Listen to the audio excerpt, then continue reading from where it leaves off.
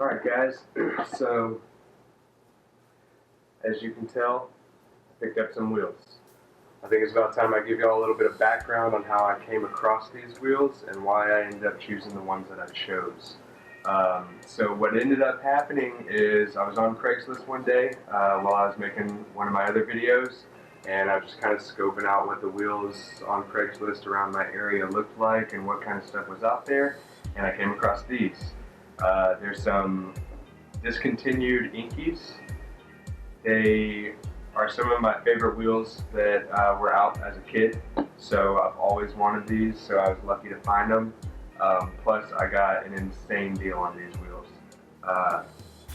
It was for a set of 4. I actually picked it up. They're obviously sanded down and stuff. I did all the sanding myself. This one's sanded down. This one is exactly how they came from the guy I bought them from. But I got a sweet deal on them, like I said. All 4 of them for 75 bucks. Couldn't believe it myself either. It was insane. Whenever I saw it, I had to email the guy like at least 5 or 6 times to actually ask him, are you serious? Like, do you really only want $75 for these wheels? What's wrong with them? How much curb rash do they have? He said that there was 0 curb rash on any of the wheels. The only flaw to the wheels was actually on this one right here.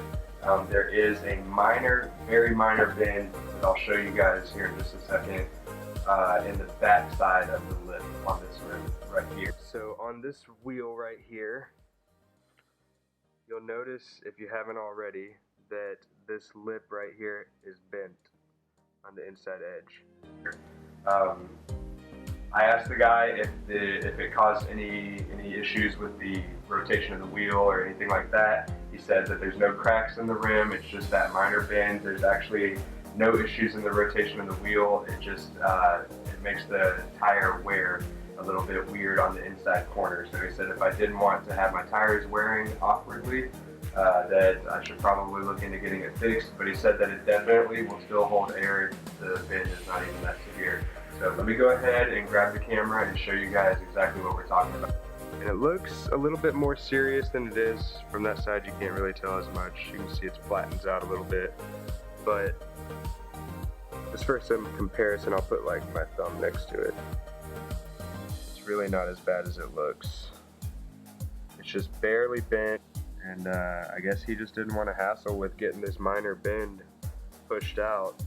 So he let him go, 75 bucks. So one thing y'all might be asking yourselves is what's the intentions with these wheels? They kind of look like shit. Not the best maintained as far as like finish goes. I've sanded this one down, like I said. This one hasn't been sanded yet, but I do plan on doing the full refurbish on these wheels. I'm gonna get the bend in this one pushed out. I've already looked into it. It's only gonna cost me like 50 bucks to get that pushed out. I'm gonna finish all of them. I'm gonna repaint every single one of them.